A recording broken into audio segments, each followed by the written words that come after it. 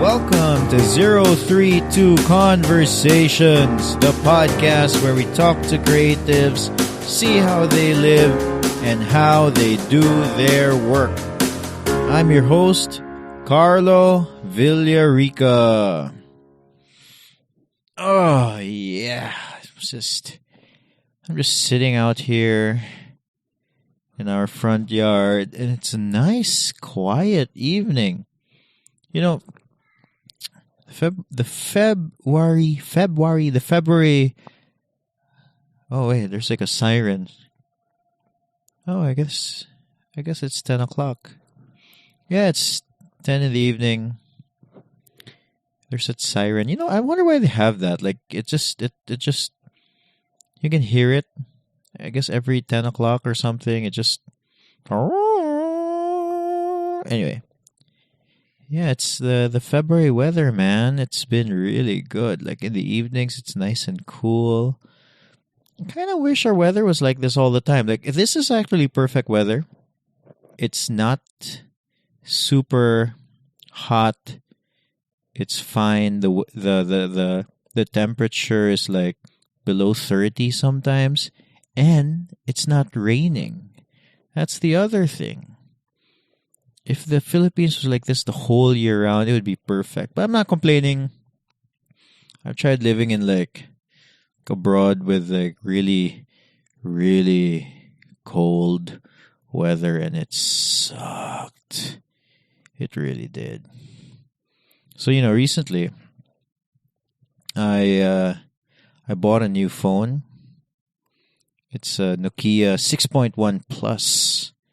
And I don't usually spend too much on my phones. Usually I just get something in the lower middle end, maybe 5, 6, 7,000 pesos or something. And then that's what I end up using. And I end up using the same phone until it dies. And lately, since I've been doing a lot of cycling, it's been fun to just take videos and pictures. So I thought I'd get something with a better camera, but I still don't want to spend too much on my phone. I don't generally like using my phone all that much, honestly. I try to just ignore it, much to the dismay of some family members and my wife. You might hear a car outside. I don't want to do it inside. It's so nice and cool outside. It's so nice to record this intro outside. Anyway, so I got a new phone, the Nokia 6.1 Plus, and then I think I got it about a month ago. And about a week ago, I went cycling. Long story short, the phone fell while I was on a bike, and then the screen cracked. And, you know, to its credit, the screen cracked, but the phone still works. I knew, like, as soon as my phone fell on the ground, I knew right away what it was. And then I got my phone, tested it, and I had to bike all the way back home. And the only thing that kept repeating in my head was my wife telling me, "I told you so." She nag is not the word. She recommends having a screen protector, you know, one of those, I don't know, glass screen protectors, whatever, just to protect the screen. And then I refuse to put it because it just makes the phone look ugly. And also, to my defense, the phone shops currently do not have screen protectors. I actually asked the shop if they had, and they said they didn't, and I just didn't bother looking anymore. But turns out they really don't have them all over. Since the Nokia is not a very common phone, not many people have them, which also became a problem when I'm trying to have this LCD fixed.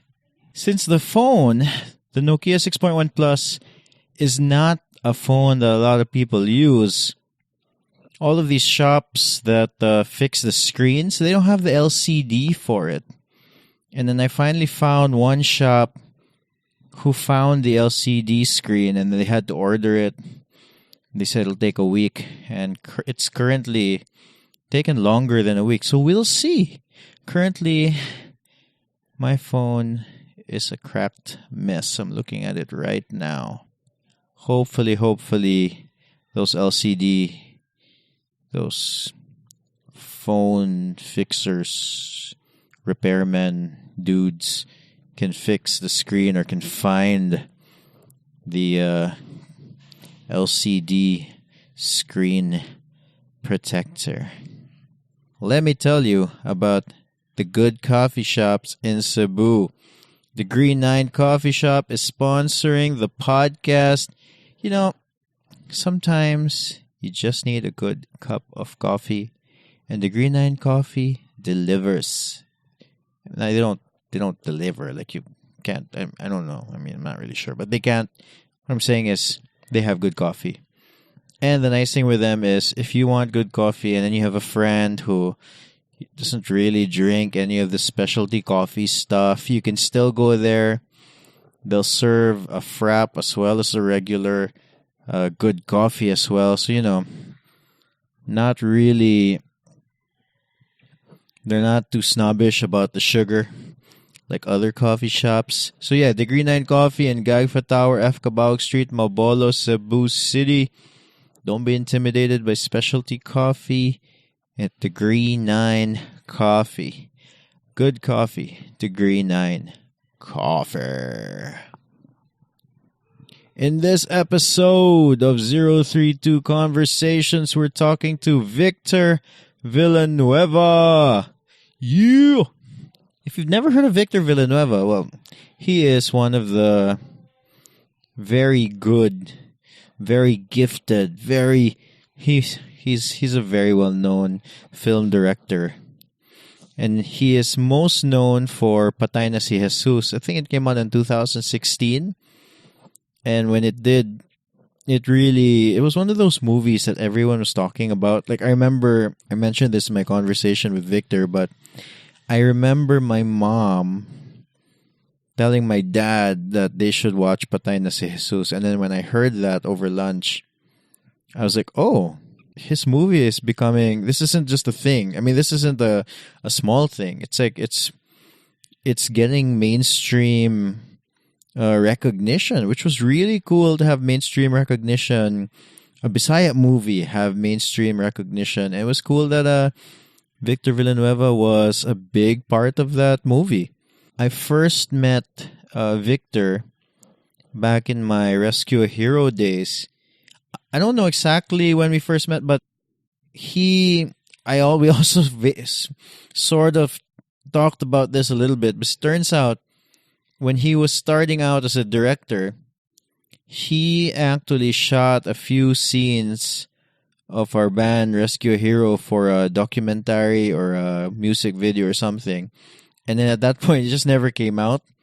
So there's footage of us somewhere just playing music somewhere in SRP, if I can remember correctly. Yeah, we brought guitars, a drum set, and then so we did all that, and then the footage never came out, and we touched on that a little bit in the conversation. So listen in, but it's all cool. Like our band, even a little trivia, our band has. We're part of the soundtrack of I believe it's his first full-length movie, My Paranormal Romance. So we have a little Rescue Hero track in his film. It was great to have a hand in that. In his work. It was nice I remember watching it in the movie theater and just hearing the song. And it was cool to have it there. Most people know him primarily for Patay na si Hesus, and we talk a lot about that movie. And after you listen to this podcast and you want to watch something new, a few days ago, he just released like a webisode, a series. He didn't talk about this in the podcast, and I was surprised maybe, we talked about a lot of things, and I was surprised that this didn't come up, but a webisode series that he shot, I think, for Smart.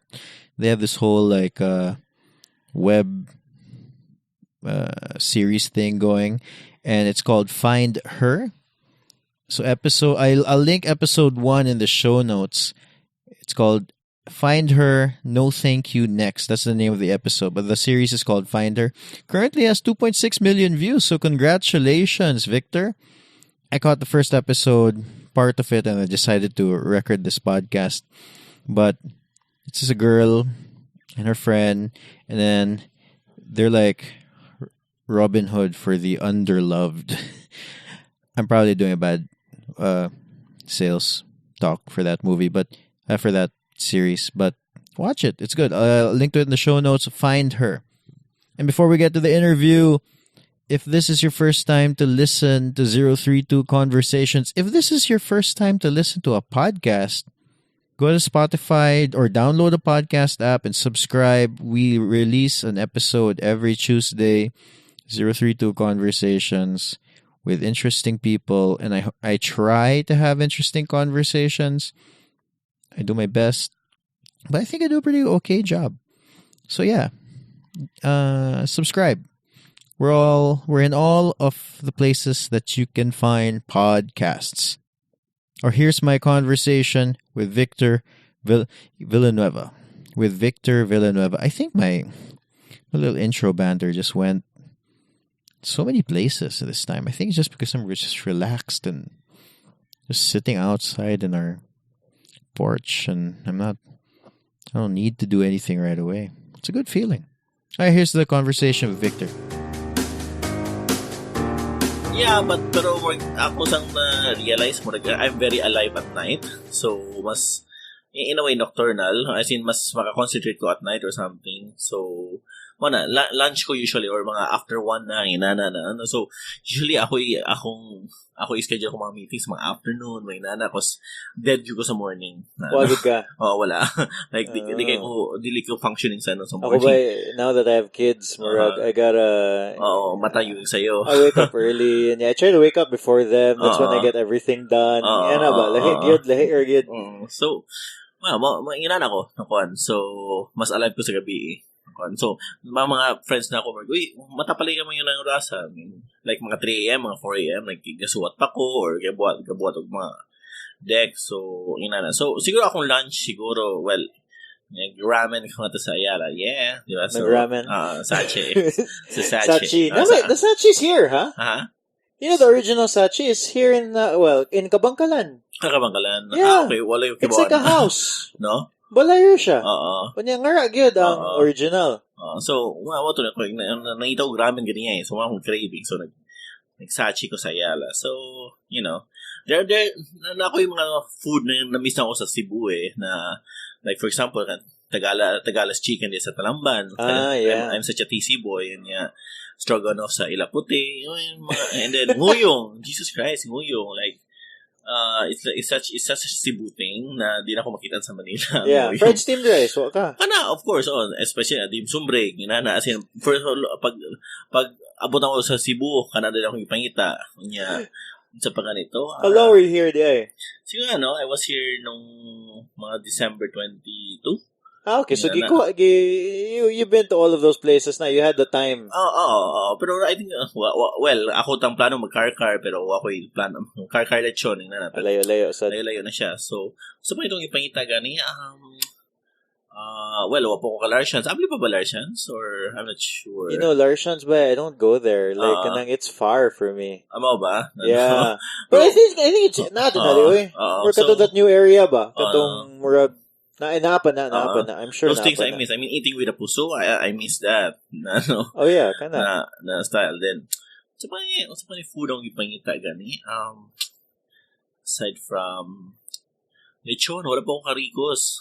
Abli pa ba karikos? Abli pa ba? Di ba gisarado to? More like, I think nasa sila sa mata, Mark. Cebu City, wala sila.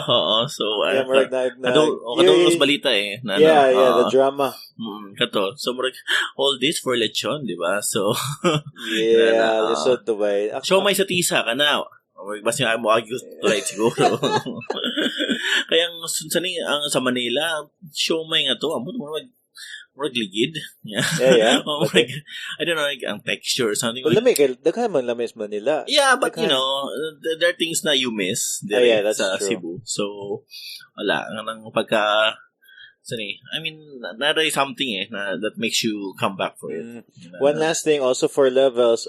Can you state your name and what you do? Hi, I'm Victor Villanueva. I'm currently a director I direct movies, branded content, commercials, music videos, bisa unsa. And I've recently been part of the Directors Guild of the Philippines, DGPI, and yun, kana. Okay, what's DGPI? Directors Guild of the Philippines. Directors so Guild it's of the like Philippines. the School Kid Club of Directors, and ambot nga na appeal ko. In na ka. In. But, ano mo ko dire, ina na ang question. So, pero, every time mo gamit ako sa name sa salita na kailangan na ko na yung DGPI at the end. So, what's man? It's like a stamp of like quality kunuhay kanang not really like kanang I guess it's not hard to get in.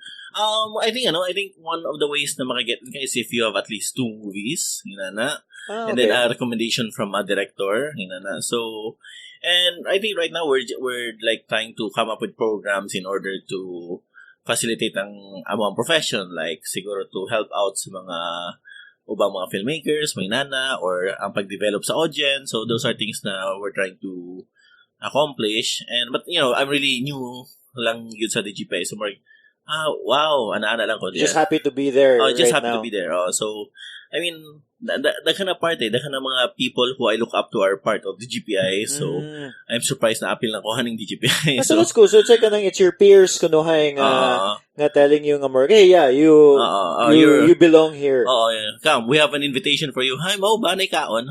So, so, and then, I think nag-invite sa kuha. It was, I was voted, I think, by a few directors who are already inside. So, ano ba? So, naingnan na kuha. So, more, sige, game. At least, ito tanaw kung sa'y may tabuan. I mean, sa tao ni? Na-surprise ko. Na-appeal ko sa DGPI. But I want to get to that because I want to at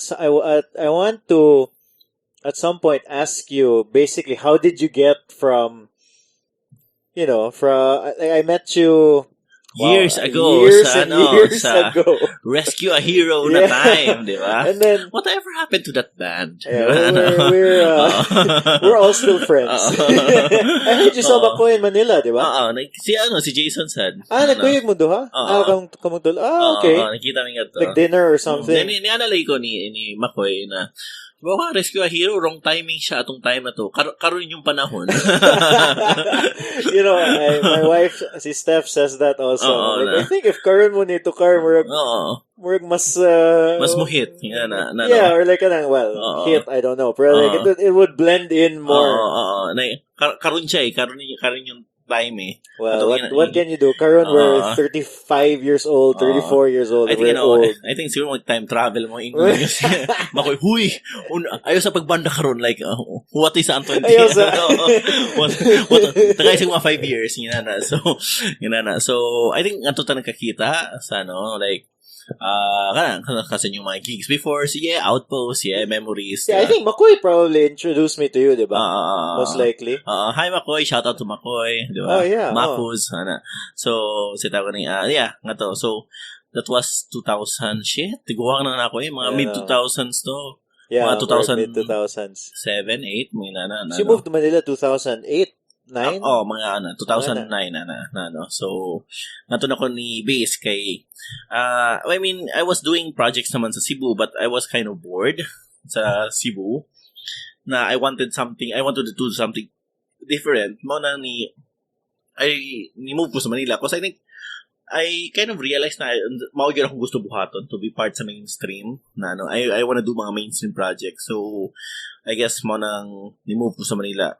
But you're also not the only one. Like, every notable, it seems to me, it seems like, talking to Christian, it seems like every notable director from Cebu, or filmmaker, it should be said has moved to Manila because, frankly, that's really where the industry is, mansad. And I think, like, for example, mga grants po, nasa nga ito nakabase. What do you mean grants? Mga grants, like, like Cinema Originals, Q Cinema, mga NCCA, these people who give out projects for your films, give money to your films.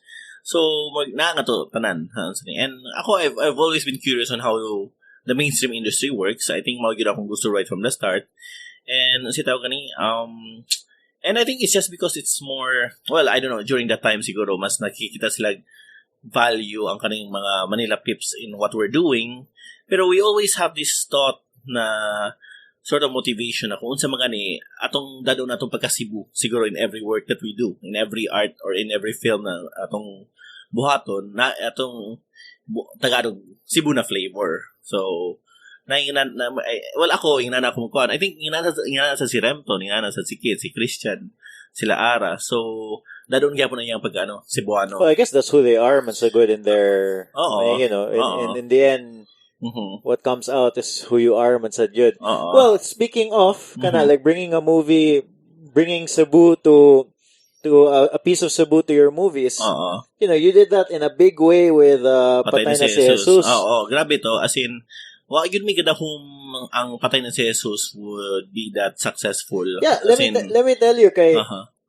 So I watched it. Obviously, I really enjoyed it. And then. But I'm not keeping an eye out. I don't know what's happening. I mean, I liked it. I don't know if a million other people liked it. And then I realized it's probably a big thing na, because I remember having lunch with my mom, and she's like, Ching, he's like to my dad, hey, we should watch this Patay na si Hesus. Nindot now. When it reaches my mom, I was like, wait, this is a thing. This is a cultural thing that's happening right now. So, medyo, kami, na-surprise me on how it reached the people. Because, katong Patay na si Hesus, it was written by my friend na si Patrick Tabada, and I think nagka-timing lang, kuan ako sa history sa Patay na si Hesus na. Nagka-timing na siya script, niya ako nang itawag material i-direct, so amo siyang gi-pitch sa Q Cinema, niya nagbabasa na ako sa script. Sige ko katawa, at the same time, murag na ako'y kanang kaba, at the same time excitement, na murag road trip na movie, murag I haven't done this before and I think it's very challenging. So, mo to, among gi-pitch and nakasud siya. And I remember, katong nag-pitch me, ni-suggest pa ang panel na, Vic, why don't you do it in Tagalog, ang film, para mas marketable nationwide? Bro, Tagalog, shot in Cebu, gihapon. No, dili. So they wanted Manila to move it na. Okay. Well, for a moment, nagunaw nami, it's possible, ni anak ko, na pwede, cause the script, pwede man ko siya mahitabo elsewhere. Yeah. Pero murag kami ni Patrick, murag naalami ka ng ang among vision na amo na gyud siya na picture gyud Cebu to Dumaguete siya. And when my producers came on board, sila Moira lang ug si Bianca Balbuena, among istorya, and yan share ko na I'm open to the Manila or i-Tagalog siya, pero mas feel na ko akong heart o akong comfortability. Gusto ko sa Cebu, as in, snap of a finger, I can decide na, yung nani akong shoot, as in, yung nani siya maglihok, yung nani siya magstorya, kanang mas dali ko maka-get kuwasong because kung amo siyang Manila, basin mo, adjust pa ko, mag-research pa ko, it might take time to, and then, na-imagine, right from the start, na-imagine yun na mo na Bisaya siya eh. So, and then this is a trip you've probably taken yourself before, countless times. And then finally niya na among kuan ang akong producer na si Moira na kibaw ka Vic, daghan kay Tagalog films, buhaton tanin Bisaya. Yan na siya. So let's try it. Yan na. Then so on board namin na Bisaya na siya. And from there nagcasting nami and everything. But there was a little pushback because obviously. So this is a movie that was funded. You had to get the funding somewhere. It's not like you did this in the indie ba? No? So, cause murag, after my first film na My Paranormal Romance 2011, murag, ganaan ako, at least, kumubuhat ko next na ako ng indie, somehow, nanay budget na taken care ng tanan ng I'm sure struggle kayo. Di ba? So, kaysa may paranormal romance, struggle to. Imagine 1 million nakabuhat ko salida. So, wait. To a regular person, 1 million sounds like a lot. Pero dili, inigbuhat mo salida. That's, grabe na kakuwang. What was the budget for Patay na si Hesus? We have the grant of 1 million from, tawag nito, sa Q Cinema. And we had another, co-financing from T-Rex Production from Sir Rex Theory. Confidential na lang ko sa budget. Pero, it was enough na Okay. So, murag, na-cover namin sa tanan. And we were able to, proceed with the production na di bitaw magkamot una sa asa mo to magita kwarta ani. And at the same time we also had a lot of sponsors na nitabang like ang Titays, ang San Jose Bake Shop, even ang Ardac na nagpakuha sila silang multicab sa mga cos main picture vehicles sa salida. So there was a lot of support when we made the movie hinana. And I think siguro ang next na mo na challenge was casting the characters. Ang pinakalisod good was the role of EI or katong gampanan ni Jacqueline Jose. Okay, yeah. Sa film. Cause bisang asa ko mag-audition sa Cebu, either I'm not sure more na ko feeling na kuwang or kanang as in lisod gyud kay siya na role ko siya ang magda sa salida. Choose the film. Oo, inana so murag among producer nakahunahon na cause during that time bago lang nakadaog si Jacqueline Jose sa Cannes sa 2016. Na siya, Vic, what if si Jacqueline Moira, musugod ka na siya. Gika na siya kana. Musugod ka siya sa atong salida na Bisaya pa and medyo comedy na may naikababawan and everything. And then and then also at that point you probably did not have that much weight on your name yet. So murag at least compared to Jacqueline Jose. So murag sige ato lang try. So my producers they set up a meeting with her. And nag-meeting ko, so kabado ko at first. So, then pag-storya mi, Jacqueline, mo niya story, road trip, blah, blah, blah, okay, sige. Okay ako. Ha? Niyan ako, so, on board ka? Sige. Ganito, gusto ko, isa sa challenge ko dito niya na siya na, murag, magbisaya. Gusto ko magbisaya. Turuan yung magbisaya. Niya na siya. She didn't even know how to speak Bisaya. Wala, as in, zero siya Bisaya. So, prior to the shoot, I think siguro mga 1 or 2 months, may nag-Bisaya workship sa Yaha. So, amo siya tudlaan. So, the usual, mag-start mi sa mga bastos, ng inana. Wait. How do you have a Bisaya workshop? Like, you're just meeting in a coffee shop, niya mag-storya lang mo? To be, kuha may language coach sa Manila, si Leon Flores. Siya ni tutor sa Yaha, like, na siya workbook, may nana, so it was really formal. It was like... And na mga informal na magstorya lang sa Yaha, in Bisaya, yung soyag sabton, ni nana, nakuan, so, si tawag ni, and she was really dedicated to it. And I was happy na siya inana na effort na more.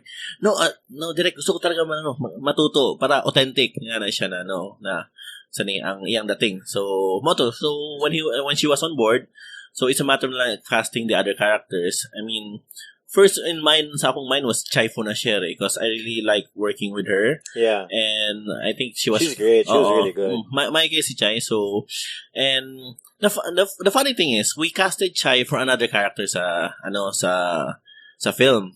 Because supposedly, ang film, kuan unta to sila, upat ka siblings ang sa si Jay, Judith Marie, Hubert, ang usa si Vera. Siya ang youngest, I think. Si Vera unta siya. Ang character ni Vera is this smart kid na who didn't like her family because bugo sila, may nanana and everything. So, yeah, amount to yung role. Yeah. Pero, while ga-review mi sa script o kuan mi sa lines, kibaw ka ang character ni Vera dili mo work. As in, wala siya arc. Unya, I think the deciding factor was, pagtanaw na ako sa multicab, Hindi sila masud. And then, in the middle of the night, si Moira, ang producer, and also the co-writer, kuan siya, nawag siya, Vic, nagyo ko'y kutob na atog yung tangtangon siya, si Vera. So, among itangtang. And how further along were you in the process? Mga a few days before the shoot na. No way, so you can still make major changes like that. I mean, kung makatabang sa film, why not? Because ako sa nasa ko medyo bothered ko sa character. So you had somebody cast for it na? Oo, maulagi. Mato yung lisod nga ito. Kasi murag we had to turn down this ko sa you had to let another person go. So, my gosh. We're in the, I mean, and thankful naman na professional naman niya pagdawat na it happens in productions, may nana. Because it's all about how to make the film better. So, and it wasn't necessarily her fault pag yun. Like, it was just like, you want, the most important thing is the film. So murag, and wag mo work ang character So, and on the last minute, si Chai, I had to, yung character from Smart Woman na, nahin mo siya, trans. No? So, parang medyo naloka si Chai kasi ang pag-research niya, yung inanana. This is a few days before the shoots where she threw away everything that she was working on. And then... So, change character siya. So, medyo na-lurks. Hi, Chai. Sorry, Chai. So, medyo na-lurks si Chai. So, pero, na-amaze ko kasi she was able to kuanda yun sa film. Kasi, yung gingon na, ako nung ipang-observe ang mga tao, mga inana, kung sila mannerisms, yan na lang ikuha from there. So, inana.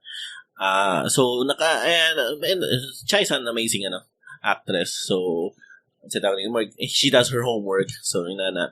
Ang next na mo cast was the character ni Jay. So, if you saw the movie na siya giswallow, si Jay, we wanted si Jay na medyo very relatable, very grounded, and naglisod for San Misa yung character. So, nakakawin na yung nunuan na friend na ako from before na nagtabang sa mga shoes. Usually, cameraman siya. Si Melde Montañez. I've met him. He was like mutabang siya sa mga shoes nila, di ba? So, cameraman siya na. Muna ako, Joe, I call him Joe. Joe, ari good? Ari sa audition, atong tanawon ko. Pag-abot yung sa audition, maayo mo niya pagkabuhat. Kami pwede siya, nakaanami. So, niyan ako, Joe, ikaw na ha? Na-shock siya, ha? Di, gusto naman ito mag-camera. Di, ikaw na artista. So, kasi wag yung siya experience sa acting. So, I was surprised to see him in the film. So, wow, as in, ako, wala siya gilabay. Ang iya pag yung ka-eksena si Jacqueline Jose. So, That's right. And then, ang next na mo gikas was si Hubert, na katong Down syndrome. Which was, napog ko'y hadlok sa ko at first because I don't know how to deal with it, like on how to direct a person na nanginana. Pero did you make the role in mind with kanang right from the script na agyo siya start sa script na agyo siya, and I think essential siya. Pero almost na mo gi-delete kay more nalagi me fear me and the producers and the writers na sa auto ni pag-handle na ansani. So, and then when Vincent Viado came to the audition, kami tanan tinanaway murag mao na ni siya because he had this very angelic na dating na very ma-draw ka sa yahay na mapamahal ka sa yaha na siya ng dating so murag that's what we were looking for the character. So moto murag okay sige, let's go with Vincent. And na-surprise ko na Vincent was very tanan akong fears wala, as in it was all unfounded because he was really good, as in he can follow instructions, kibaw siya mo deliver sa character na, and ni-jive siya sa cast na ni-blend in siya na so we were so happy to find him for the film. So we shot that film, as in literally road trip good me. Makayong ko sa entire experience sa shoot sa Hesus, di na ako mag-road trip movie ever again. Kapoy siya, logistical nightmare siya. Kasi mag-andar ang multicab, katong picture vehicle, na yung mga upat ka vans na magsunod, unya, cut na ako. Undang tanan, lihok na sa, nana. Upat ka vans? Nagsunod? But you have a crew. Your crew is... Nasa vans na. And, since road trip siya, you have to keep on moving, may nana. So, and ako na ako sa likod sa multicab, na nga to monitor na ako, napod ang soundman, napod nga to, more may kakamasutra sa likod, na para sa niya magtago, para di mo makita sa camera, unya ka to maghatag instruction, and action, unya, pero inita, kanang itong kapuya, nag-ano ko ba? So, pero, multicab yun siya ang sa tawag ni, ang ako na envision for the Hadipolis. We could have went for a jeepney or sa tawag ni, CRV, pero multicab, it's a very Cebu thing. I was thinking about it. The nice thing also with that multicab, like these, now, I remember thinking about it back then, no, I can't remember now, but there are these, like, movies that have iconic vehicles. And then, for me, that multicab fits, it was orange, diba? Or this orange multicab just fit in with all of these, diba, with the characters, ang scenery. Well, not just that movie. No, what I mean is like, it stands out ba? Like, it's like, okay, let's say Ghostbusters. You take that, ang auto, that car nila, the multicab, in a way, kind of fits. You could put him in a t-shirt. It's all the different iconic cars in these movies. And the multicab would fit right there. It would. It's like, it's so different. It's not like a usual car. And I think it's very Cebu ang multicab. Yeah, for sure. Wala man sa Manila, kayo. So, and I was thankful sa RDAC na ni sponsor sila na picture vehicle, and they were very supportive sa shoot na nagpada sila driver or technician para so really? ni tabang sila, so thankful ko. So anyways, when we made the film, we really had no expectations na issue. I mean, we planned to show it sa cinemas, pero bitang sao niya Bisaya siya na silida na siya na thing so when came 2017 na nagpista ng pelikulang Pilipino, we decided na sige, appeal ta because natin nationwide slot and everything, pero still na pagyapon mi sa kanang saon tani na thankful me na sortean lang yun na ang kuha sa mo for distribution was Columbia Pictures. Okay. And they haven't distributed a Filipino film like for 10 years. The last nila na movie was Mga Munting Tinig ni katong artista si Alessandro De Loros, director Gil Portes. So kami ang reason pick up sa Columbia Pictures. I don't know how it happened. Basta akong producer, yan lang ipakita sa Columbia Pictures niya. Sige na sila katawa sa film. So they wanted to distribute it. So alig dito during that time, showing tong The Mummy and Spider-Man Homecoming. Okay. Ang among trailer naka-attach sa salida na ni. So nato one time nitanong ko sa Ayala diya Cebu na tanong Homecoming Spider-Man. Niya ni salida ang Hesus na trailer, unya daghan ng mga tao na mga mixed reaction. Hala, Bisaya lagi. Ngana sila ba? So, unya Hollywood film bitaw ang iyang kasabay. So, it was surreal, pero at the same time, wow, happy ko kita na nakata siya sa usa ka Hollywood film mga mong Bisaya na salida. Well, I think granted that it would have done well here, no? Okay, if it was well made, okay, Murag Bisaya, people in Bisaya can understand it. But from what it was also, it also did well outside of Cebu, diba? Like to Tagalog speaking. As in, even Metro Manila na muna screenings, puno siya na surprise me more when the people were watching the movie, more nawaa na ang Bisaya barrier, ang subtitle barrier, more nasuda sila sa salida. So murag sige na sila katawon, makarelate na sila sa characters, mga inana. So murag most of to na hadlok kanita na Bisaya na question sa myself ba. So pero during the day one, hadlok you kay me katong sa PPP cause before that hadlok kami because we unsaon na mo pag market or mga inana. Thankful and then one day naitabo na curious ko ano daga mag-angry react sa among poster. Itanaw ko sa comments. Hala, mga mean comments na bakit nyo ginamit ang pangalan ni Hesus? Blasphemy yan, mga ganun. Isumbong kay Tatay Digong, may nanaw niya. I remember seeing all that stuff. In my head, so naman yun na, tanan na lang yun. Niya na siya ako, hala, dakalagi na suko niya.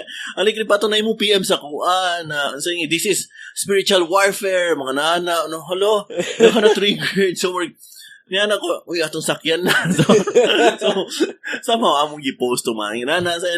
And daghan na curious sa salida. As in, daghan, most of mga comments na imuingon na, wapaganin na kita sa salida or wapaganin na kita sa kuan, mo judge na dayon. What hypocrisy, mga inana. So, it created a kind of discourse sa, which is what the film is all about, creating a discourse on traditional family values, religion, mga inana.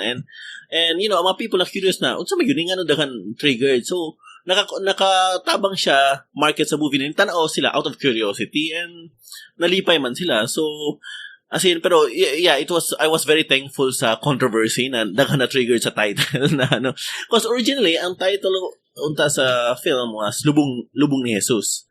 And then when we were editing it, basta dagan pa yung mga titles napatoy YOLO, You Only Living Once, napatoy The Last Supper. And then when we were editing it na, more na we realized na ang angay na title is Patay na si Hesus. Was Was the actual phrase "patay na si Jesus" used in the movie? It was, di ba? Like pinaka-first na siya. Yeah, that was like, okay. So, you know what I mean? I think mao gid ang title. So, mao na tong gibuhat sa film. So there was no real like, let's use this kay controversial ana. Really, because feel mo mao gyud yung pinaka-first line ni Jacqueline in Ingon, and mao gyud it kind of described the entire film na like, this death kind of nag-snowball siya into... It fueled the whole thing. Oo, inana na. And it kind of, siya yung pagkadating na craziness na expect na medyo crazy ng film na ni. So, we wanted that kind of effect. It wasn't really for we didn't, katong controversy, kasi, for example, nag-showing man may sa Q Cinema 2016, may nireact sa title. Okay, basin, ang tao siguro, okay na din, siguro sila ma-offend. What do you mean? So you had like a test screening? Because originally, Patay na si Hesus was an entry sa Q Cinema Film Festival. So, atong 2016 October, showing me ato. And then 2017, nag-nationwide kami. So, nami prior screenings na tanaw sa salida, inanana. So, and what may nang react sa title. Katulang pag nationwide na mo, daghan na nag-react sa title na as in, I get death threats, sa PM, inana na. Really? Oo, parang wala kang Diyos, mga nana. Parang, kayo ay mga demonyo, mga producers na ito, pupunta ng hell, mga ganun. Ka na kuyawan. Katawa lang ko. Katawa lang ko. Wow, I didn't feel, ako na kuyawan. Katawa, kaya sa extreme yung mga tao, no? Online, extreme sila. So, you meet them in real life. Lumon kayo. Diba? sa diba? So, and then when we were showing sa first day, we were worried because we only had like 80 cinemas. And ang uban, they had like 150, 200, inana. And somehow, after sa mong first day, nag-trending me sa Twitter, nag-trending me online, nikusog ang word of mouth. So, sa mga succeeding days, nadagdagan mig theaters, niabot mo mga 120, 130, may nana. So, somehow, murag, nakatabang ang word of mouth namo sa film. For sure. Because we didn't have TV We didn't have TV plugs. As in, nag-rely lang yun online na, sa among marketing. But how does that work? So like in your case, in Patay na Jesus, you only had 80 cinemas slotted. But yeah, when they see that those 80 or whatever is doing well, then they open it up to more? Kasi like, ang ubang sinihan, ni kusog lagi na, kuhata na. Bukuha sila. Okay. Okay. So, or mo request ang kaning sa usa ka mall, uy, nanawag na So is it all individual cinemas?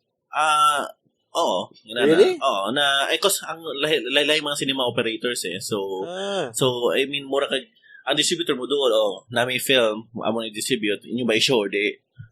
Then it's the cinema's prerogative na to decide, okay, we'll show this for how many days.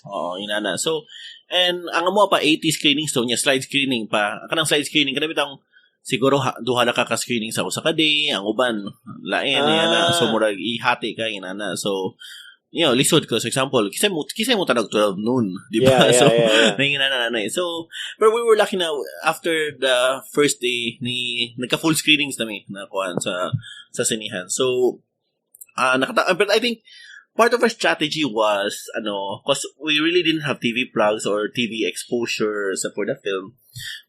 Part of our strategy na ngayon may tabang sa usa ka group sa UP ng mga estudyante called FPS, the Film Producers Society of the Philippines. And nitabang nagbuhat mig mga pocket screenings all over the Philippines. Kana mga small screenings lang, Before the premiere sa day 1, inana. Para lang we maka-generate na word of mouth. Like before the screening na more opening day kato nakita sa mga pocket screening, huy tanawa na. Mga na sila. So you get these people who are really interested in film to begin with, are willing to dili sila just we position it na bisa kinsa lang pocket screening para lang we need to build an audience, inana. I mean, we get mga people who are into film, and ma-surprise yung mga tao na who are not into film because nag-enjoy sila sa salida. So, and we hope those kinds of people, sila ang mo katag for us. So, yeah, I think honestly, some people like me, because me, I'm not I'll watch a film and then, I don't have, I can't reconstruct it or deconstruct it. I have no sense ba. And I like it or not. And I think the other reason why people also recommend it is friends nila or something, because I think it was this film na, from what I heard, lingaw siya tan-awon as a group, ay sige ra mo katawa, as in wild ang experience na you're experiencing it together. I think maunay na kanina sa sinihan na nakay-communal na experience Why, you haven't seen it in a cinema? I don't know, kita ko. Of course. Okay. Kita ko, pero I mean, so you really feel the room. And I think that's part of their bonding sa mga tao na you laugh together with them, and then it's a different experience when you're watching alone. A good comedy in the cinema is really fun. Diba? You feel the energy good. Diba? So, sige nagkatawa, like, panahon man usa ka joke, na nailaing joke, sige gapos nagkatawa, like, it's murag, maka-happy ang feeling. And I think that's why ang katong nanao sa Hesus mo recommend sa friends because they want that kind of experience to be shared with them. So na siya na dating. Well, how come like Patay na si Hesus isn't up on the streaming sites? We're still working on it. We're talking to a few sites na streaming, we're still deciding on which one to go with. Medyo because right now, we're still doing really good sa mga, even until now, may mga requests for screenings. Oh, yeah? Mga pocket screenings, mga private screenings. And even sa mga, there's a trend called, micro cinemas sa Manila, na mga small theaters lang na, siguro seating capacity, 50, and ma-surprise me, mapuno siya. So, murag napagyapoy, we're still earning from it. So, nasa but, so you don't wanna, because once you put it out there, all that disappears. Di sa ko sure, pero murag ganaan sa may i-exhaust pa siyang maayo, and even sa festivals may nana. So but eventually definitely will be going sa streaming site. We're just in talks with few people, and we'll see kung unsa may tabo kuan sa inana. So hopefully soon this year, kasi kay everyday na ako'y PM, when mo mag-release og DVD or when mo nasa Netflix, especially November, mapuno na akong inbox kay huy muuli ko sa probinsya, ganahan ta ko ni ipasalida sa akong family or nana ba ni Netflix, ganahan ko watch with my friends this Christmas. So na siya na appeal, so pang bonding siya. So you're gonna eventually put it to Netflix. Netflix seems like is that the incentive? Pero Netflix you can't easily get in na siya like siguro na siya technical specifications so we're still working on it kung unsaon siya sa inana. So hopefully mo kuan sila, mo palag sila. How does that work? Let's say your movie gets in Netflix, so they give you like a slice of the revenue based on the number of streams, or actually di ba familiar I have to talk to my producer to that kung unsaon siya ang inana because from what I heard, na usa one-time fee lang, na uba na revenue share. Di pa kaya ko so murag case-to-case basis, they get probably. Probably, I'm not really sure. I have to look into it pa kung saan. It's a producer thing. Ako, as a director, medyo nibitaw na ko ng that's not your interest. So like, well, I want to get back to like, so how did you get here? No? So, I think I read somewhere nga classmates at mo ni Remton and Keith before. San Carlos ba? San Carlos. Kabatch mi sa San Carlos. Kuan may advertising. Among course. And somehow, among favorite subject was TV arts. And I think na-inavlag yun sa filmmaking. And that's why we're still doing films. Cause I don't know, ang lahi ang dating for us na siya, tanan arts yung i-combine, and naka-remember ko atong time na to, among Photoshop, 7.0 pa mag-render ka sa Premiere o maski fade-in lang, like, i-render ang fade-in, mukaon sa ka, mugawa sa ka, grocery, nagbalik, naka-render na ang fade, so, hinay pa kayong computer, so, hassle mag-edit, ano ba to, pero, like, si Remton is doing his thing, na siya yung own style. Si Kit po, na po yung style. Ako, na po yung own style. So, and, kung if Remton needs help, mutabang ko niya. Kit needs help, tinabangay lang sa community, sa paghimog sa lida. Because, I don't know, maybe it's very fulfilling for us na inana. But how did you, because I don't know, I might be wrong in this, but, Murag, it seems like, Yeah, so si Christian said, I think it was Remton's film that was first at ngamuring na Cinema One, no? Ang Damgo ni Leteria. Damgo ni Leteria. And then it was... Available sa I Want na. Yeah, I heard. Ginatagan ko link. Ni Ara. It's like Carlo, here's the link. Okay, siya. And ever since then, ever since Remton got in Cinema One, I think almost every year, nanay Cebuano entry sa Cinema One. Like, somehow murag ni pave siya way for Cebu filmmakers na mubuhat og feature length and ako right after ni Remton ako man na the next year, which is My Paranormal Romance. So somehow more open sila for regional entries. Yeah, but murag the filmmakers, the ones, I might be wrong, but it seems like you guys are all from the same circle. Oh, I don't know why. Huh? I don't know why. Ambot nga, no? It was in the water in San Carlos at the time or something.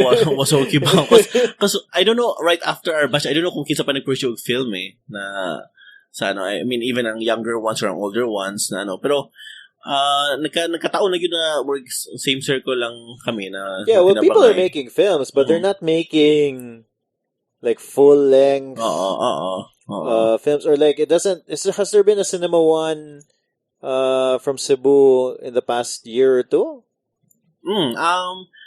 Last year kay Kit Deligero.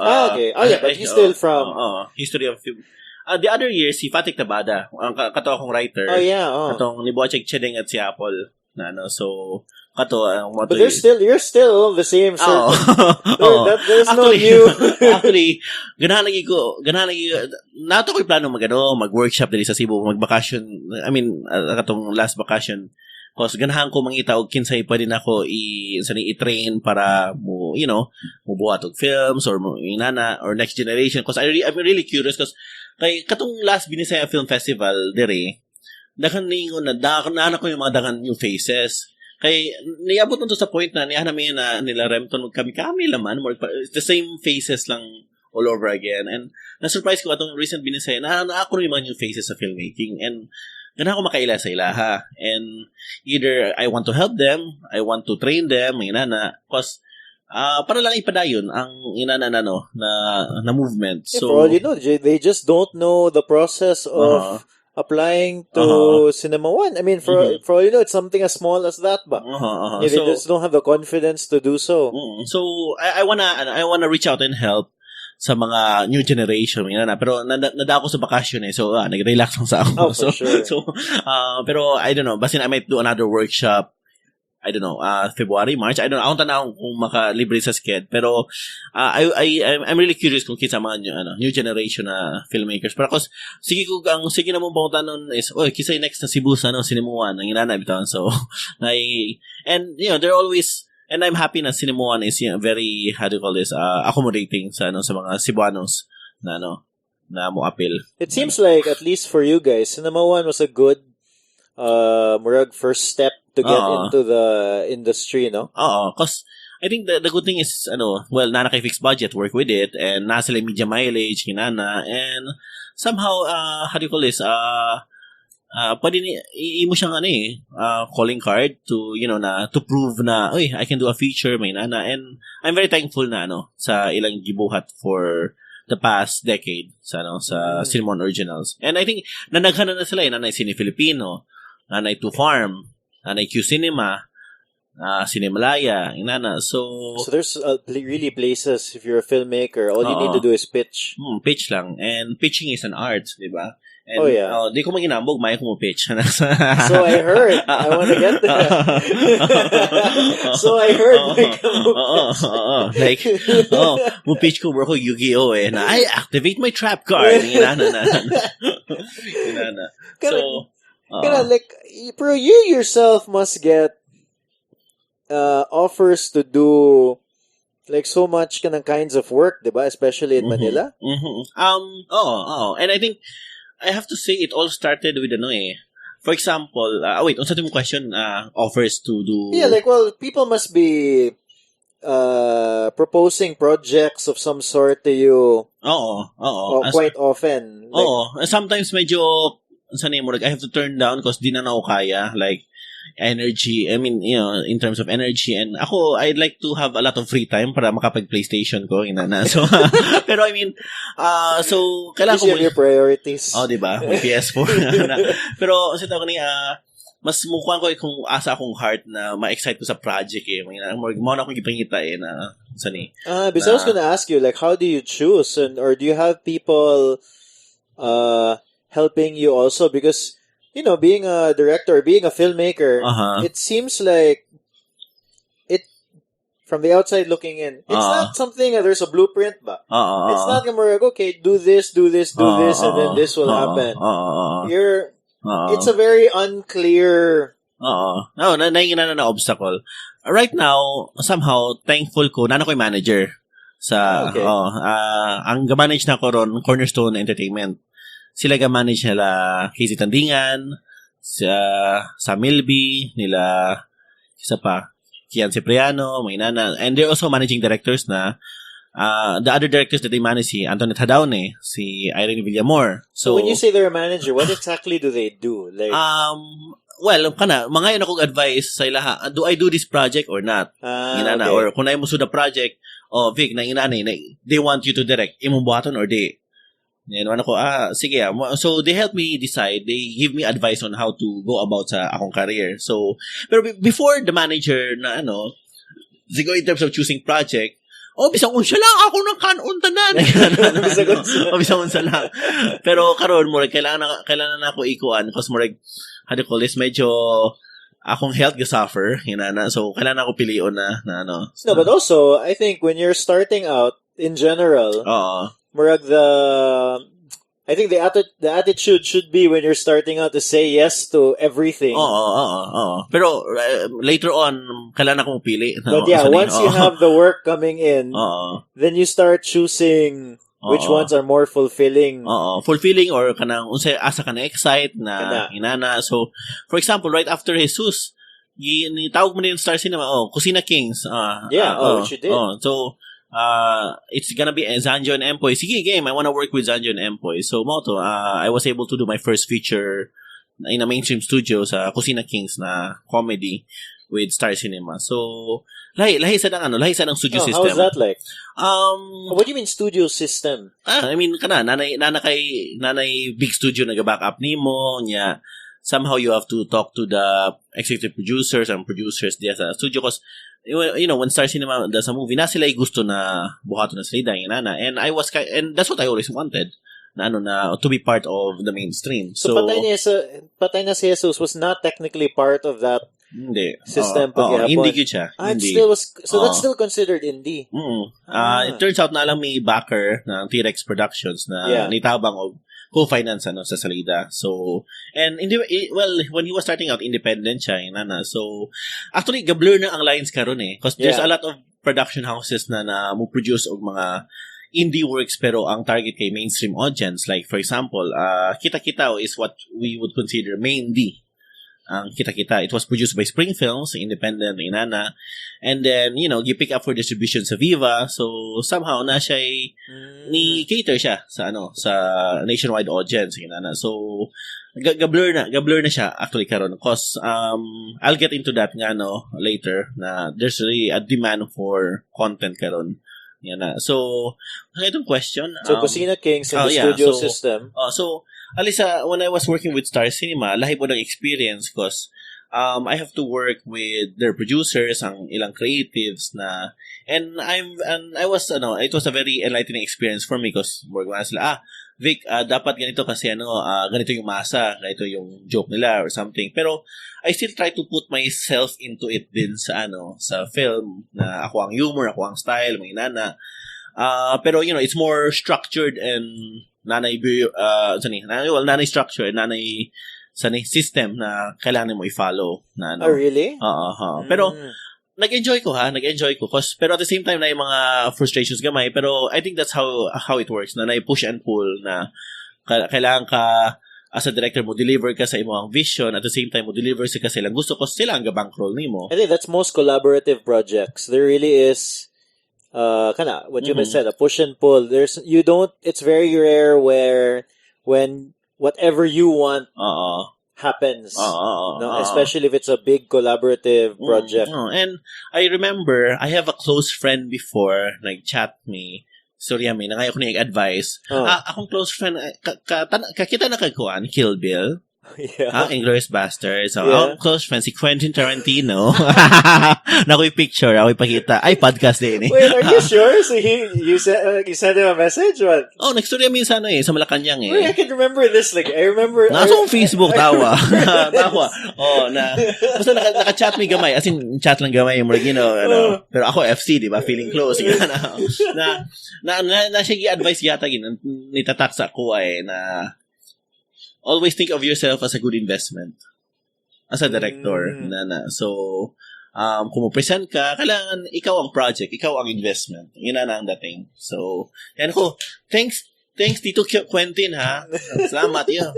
Red Horse na soon. Tagay, ha? So, FC, di ba? So, 8 years later, wala pa mo na, di ba? Makita ko niya, huy, remember me. Ako siyang paitaw sa red carpet sa Hollywood, di ba? Uy, Quentin, basta. So, makato, Quentin, nakakuha na ito, accident meeting na sa ito, sa 2008, I think. So, sa Manila. Niari man siya sa Manila for Cinema Manila Film Festival. So, I had, there was an entry na akong i-produce before. Before di ko nag-director, actually, gusto na ko i-share, I didn't want to be a director before. A long time ago. I just wanted to be a producer. I wasn't really confident kung sa akong style sa directing so I was comfortable being a producer. Ang first movie na akong natabang produce was I was the co-producer for this film called Confessional. And it was by this unknown and not sikat na director na name ay Gerald Tarog. So, what a loser, di ba? Kinsa man na siya. So, award di ba? And then, wow, Henry Luna, di ba? Goyo na siya karon. So, he shot his film here in Cebu and ako nitabang saya. Kanang friends lang, and then boom, Henry Luna na din siya karon. So, pero I think ang nag-push sa ako mag-direct kay mga friends na ako na kus na ako yung mga ideas ng inana mo. Big buhata ko na ikay ko mag-direct ana or unsa inana. So medyo ni kuan na siya sa utok na maybe I should really direct. It wasn't until sa Cinema One Origins 2010 na ni pitch si Remton ug ako dungan mi. Unya ni pitch ko ganan sila sa project, and when the panel found out na I was just the producer, natangtang ko. Si Remton ang ilang gikuha instead. Kay seta ko niya sila na we want your energy. We want na next time ka mo pitch, ikaw na ang director. Really? Oo. So niya ko, sige. Pero the next thing that I needed to do was kailangan ko mabuhat ng short film. Kaya bisang saan ako pitch, di yun sila mo to kung ako'y napakita na film language. So, I made this short film way back called Saranghe, My Tutor, na it's about this guy who is in love. Usa siya ka English teacher na in love siya sa yung Korean student. So, and nakadautog na awards, and everything, and somehow nitatak siya. But it wasn't until I had this friend from college na si Merity. Si Merity, oo. Nidol siya na ako na, Vic, magpakasal naming gido. Ikaw we were at the wedding. We saw the premiere of that. Kita tanga to. Grami ko, Vic, bata i-recreate among love story. Yun sa namong kita. Ako na-challenge ko yung so prenup per short film. Sige atong buhaton. And then, medyo buwang-buwang po na si Merity o si Guido eh. So, hi Mary, hi Guido. So, sitaw ka ng, nalingaw rin pagbuhat ato, like, akong tanan theory sa comedy, akong gibutang ato eh. And, ato, pag sa wedding niya, katong i-premiere nga to, di ba, sige katawa ang mga tao. Yeah. Diba? So, more, and I remember watching it years after. Nigawas na siya sa akong feed. I'm like, you know what? Worth it though. So, just watching it again, it was that was really funny. For the people who just tune in, it's called, When Mary Met Guido. Unfortunately, di siya available sa YouTube na mobile, pero sa desktop pwede siya ma-view. Kasi copyright sa songs na nawag ko yung mga songs na I'll link to it in the show notes. And I think nasa akong Facebook ako pa taon. So, kato, like, And somehow sila meron yung gido mo nakuan po sila like daghan nakakuha siya mga fans like kung musuri do siya bisang asa magpa-picture sa Yahoo siya man to nasa katong When Mary Met Gideon na buang-buang lang inana. So ngadto na ko na okay sige I think kaya na ako. So I'm surprised because I thought after my perception of it was that kanang you've been doing that for a while. Dili. As in, tanan akong theories, gibutang na ko nga to. I mean, siguro I've been in the filmmaking, like siguro as a producer or... No, but I thought you were directing for a while. Like, that was my perception. Dili. Nato'y time na ga-direct ko sa inyo, pero napato sa part na di ba ko sure unsa ko na ako as a director. That footage never came diba? out. Wala na human. Diba? Diba si Makoy, oy, buhat documentary. Paano ko buhat documentary? Sige, buhat. Pero ano ko, di man sige ko documentary. Di man sige na ako style. Sige, mo na akong proving ground na unsa ko as a director na ako pag i-try ba na unsa mayug ko like pang stylish ba ko, pang glam ba ko, pero ang akong heart na magyud sa humor. So ngato na ako gibutang. So tanaw theories gibutang na ako sa When Mary Met Gideon ug sa Saranghay My Tutor. And somehow the next time ko nagpisa sa Cinema 1, nakasud na ko. Kasi na sila na confident na may siyang style. Inana. So did you show them the When Mary Met Gideon? Oo. You showed them that also? Oo. Nakana sila. Kibaw siya mo frame, kibaw siya mo shoot. Na siya timing. Yan na-gets na nila na unsa akong style. So, di ba, wedding video ang ipakita sa panel, di ba? So, inana. I didn't think that would have had any basis for them. Like, I just thought it would have been my sorry, my shoot, they ilang kita daw both na ano. So, somehow nakakita sila sa akong style na varied. Na I can do multiple styles, may nana. So, yun, somehow na-convince sila. And I think nikatawa sila so more na to ilang sign na gets na nila kung unsa siya. So, moto ni na kuan ako sa pag-direct. So, next movie na ako was my Paranormal Romance, kato Lines and a Struggle. So, pero after my Paranormal Romance, I had a 4-year na before my next film. I noticed that because my Paranormal Romance came out 2011. And then Patay na si Hesus came out 2016. There was this big gap in between. Because I think gakuan ko murag nibalik ko sa unsa ni kanang style na nagkuan sa ko nag-corporate ako, like mga corporate commercials, mga brand inana, Pero naman ko na saying sa film na your first film might be a fluke. Na inana na feeling And somehow I was on this journey na unsa ka ako next film sa naganaan ako unsa gid ako next film na buhaton because ang next film daw moingon sila mao na ako na magtatak sa imuha na I don't know. I mean, I didn't believe that at first, pero somehow you work siya for me ang inana na so it was 4 years before ko sa next na salida. So nagbuhat ako mga shorts, mga branded commercials, may nana, mga viral videos, may nana. So and I was a content producer for various clients, may nana. So, and nagka-timing sa 2016 ni si Patrick na sa Manila. Patrick's a very talented writer. As in, nakaspot na kuha na niya atong kuan sa Binisaya a long time ago, na Biyernes ba to? And yan na siya gibuhat na short film niya. Ako, wow, kinsa ni? Nindot lagi ni pagkasuwat ang kaning script na ni. And it was very rare for me to see a Bisaya short na ina to ka nindot ang pagkasuwat. So, moto ako siyang ipangita sa Manila. Uy, nanari ka sa Manila and then na siya script. Moto among i-pitch siya at that time. Supposedly dili unta Hesus ang next na ko na films. It was supposed to be another film, Ricky Boy the Wonder Boy, pero ako sang gi-stop kay murag. I want to ask you about that. Kadawag ba kana kanang Ricky Boy? Kanang kuan. Ricky Boy the Wonder, that's your dream project? Cause sa tawag ni that you, by the way, won an award also from sa your Korea. pitch. Sa pitch, di ba? It's a pitching award. Nakadaog siya. It won the Tokyo Pop Award, di ba?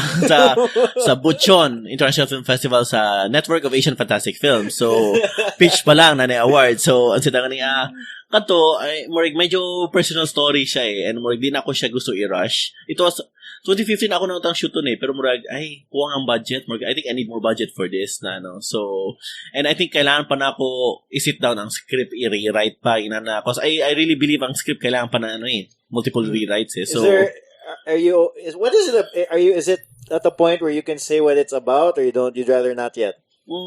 Ay lang sa. Pero it's when I see it in the theaters, siguro. I might be doing it this year. I don't know kung ready na ko. Pero sige, cause feel na ako pwede na ako mamatay eh. Sim ako. Kumabuhat ko na ng salida eh. Pero I'm in talks with producers for it. May nana. Cause I wanna try a production that takes its time. Di bitaw magdali-dali sa usa ka deadline. Inana. Para lang mapanindot siya, mapulido. Inana. Like, I have this friend, si Red. He directed Birdshot, which is, by the way, available sa Netflix. Katong film na to, mga ideal conditions eh, because he has a lot of time to shoot it and he has a lot of time sa post-production na napapulido niya ang sound, ang edit, inana. So, I wanna try something like that, na kind of style. But the danger of having no deadline is that there's also a chance that it just never gets done. Nasa inana na, no? Pero, to be fair kay Mick sa Yaha, I think, kailangan niya buhaton kasi the money was there, eh. Nasa producers na mag-remind sa Yaha na, uy, nakay inani. So, but, hopefully I get back to that project na, no? So, and Korea has been emailing, "Hoy, naunsa na yung project?" I'm like, busy ko. Mo na lang ko sa So, mo to Hesus na ang next na film and na-surprise lang gud me how Hesus was well received nationwide because we were so ready na maghimog art card na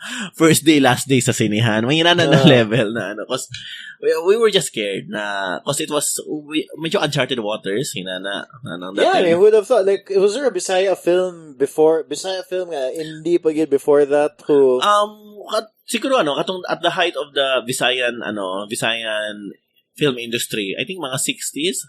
Sorry sa mga historians pero we had our own industry sa Cebu wherein it rivaled that of Manila. Nahitabo na because atong sa mga time na the film reels, for example, mag-show yung salida sa Manila. Ang kanang film reels, they only produce an X amount of film reels niya ipasalida. Ang kanang mga movies na latest sa Manila, moabot na sa Cebu mga 2 weeks after pa. Nginana ang style. So ang gibuhat nila that time kaysa magbuhat sa Manila, magbuhat sa tagsa tua na mag-play data ani na orasa unya and then maabot ang Manila. So nag-shoot sila mga Bisaya films, may nana. So and that's why nakahimutag industry ato na time. Would you know what happened to it? Medyo na siya kung sa One Piece na Void Century nanay ka nang wala siya dakan rumor, dakan speculation na kuan like siguro pag-output siguro sa modernization na I mean part of the factor was katong madelay lagi ang reels pero I think because mas better na ang transportation mapaabot na ang reels dayon dire mao na toy gusto tan-awon sa mga tao pero napoy niingon na it was politicized by Manila na kailangan ang tanan films na mo pasalida sa sinihan mo agi sa ilaha like I don't know there's a group for it or something na inanay and then namatay it died a slow death and ang sad is wala naka-record siya naka-record sa history ang kuan I mean there's a lot of those films na ma-preserve unta pero nawa na as in forever lost. Because I was gonna ask you so because you could restore it would be cool to see like the old film and say so how did it really compare back then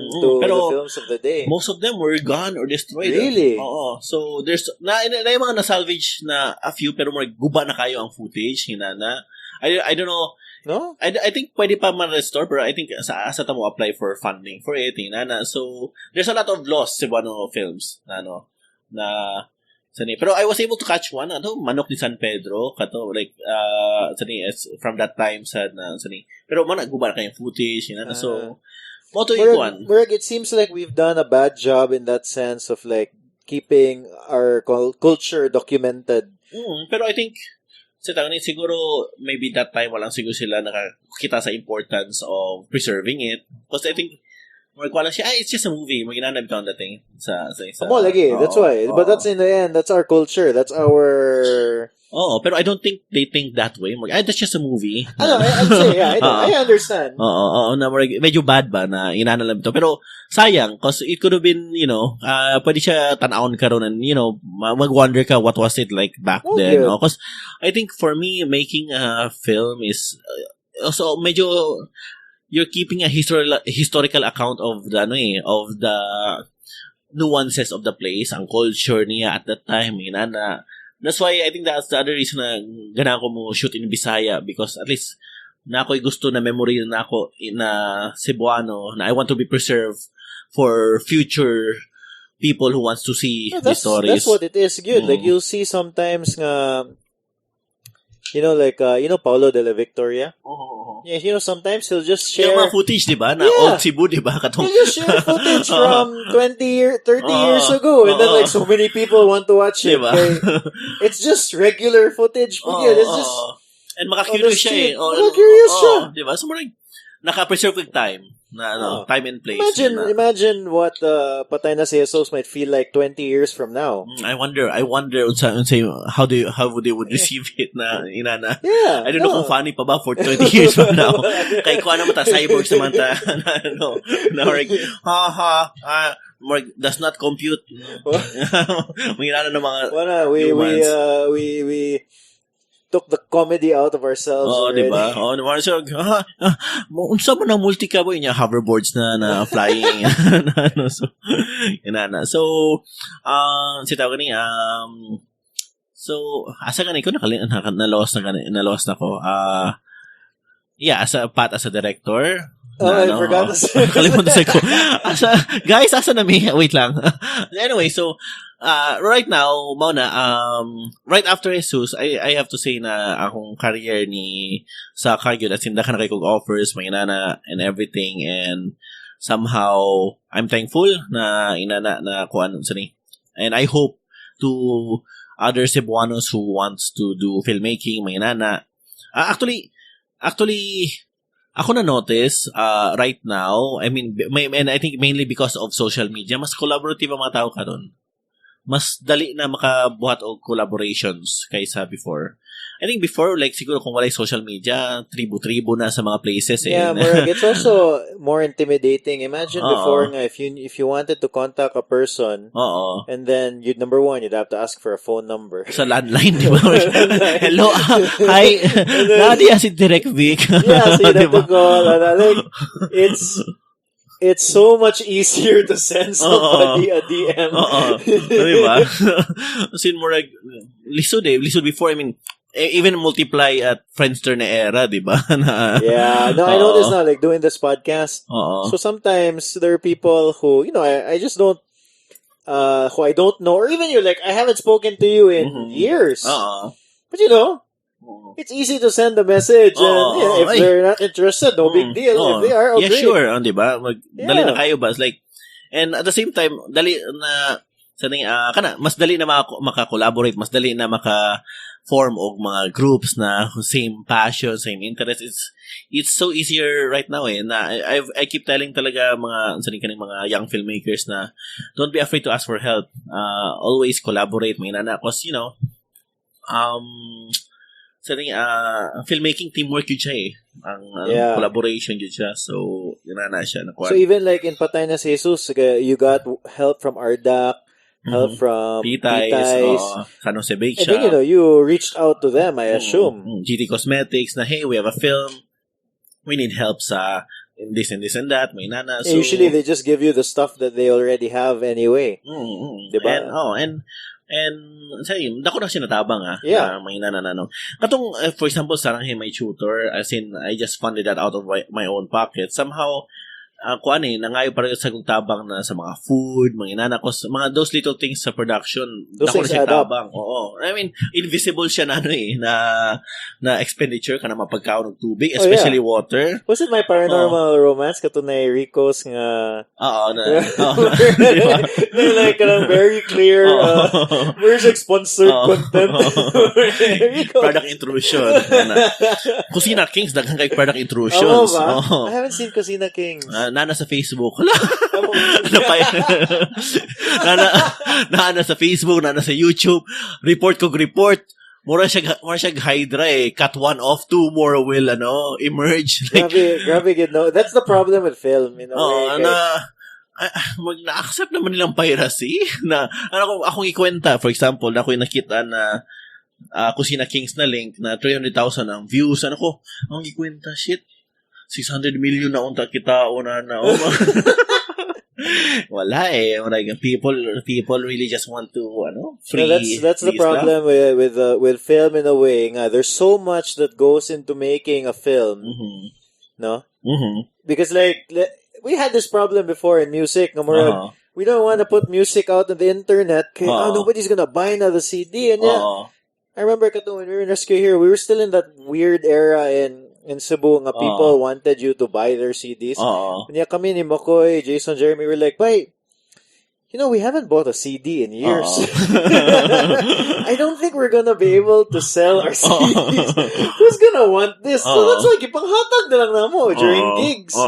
But the thing is, it's easy for us to say, because, we're making music, and then obviously it's a big investment on our part, gihapon, emotionally, and some monetary investment. But a film is so much bigger. As in, kailangan dagan manpower for it. Yeah, I mean, I just mentioned, like, 1 million pesos is nothing. Diba? So, kailangan yung magtinabang or you have to be very resourceful when you do your film. So, yun na siya. Pero, so, for example, like, when you look at, na-pirate na siya or something, pero somehow, I'm having hope sa digital or sa online streaming na it could provide alternate venues for content that you don't usually see sa sinihan. Because sometimes, movies sa sinihan, medyo napay restrictions sa rating, and everything. I agree with that, because with what I realized with music is that if you make it easier for people, actually, they're willing to pay, which is what's happening with Spotify, Netflix. I mean, people pay for those services, no? Just make it easier for them to watch than to pirate. Now, pirating is a pain in the ass. Pero weirdly enough, maski free na siya online, like for example, sa I1, katong Glorious, katong Tony Labros ka Angel Aquino, nagya po yung pirate. I don't know why, pero... naman yun na. But, murag, if you make it easy, I mean, a lot of people use Netflix. A lot of people use Spotify. So many people. So, I think it's a matter of I think it's a matter of marketing it na inana siya, and at the same time ang user interface. Let's make it easy lang good, because I was gonna pirating is diba? I mean good luck mag-pirate sa Bandersnatch, no? Like so what? Ang Bandersnatch kanang sa Netflix, kanang Choose Your Own Adventure. Basta tanawa na sa Netflix, like mag-night choices na. Amo ba? It's a movie? Movie na Choose Your Own Adventure. I mean, it's a episode sa Black Mirror.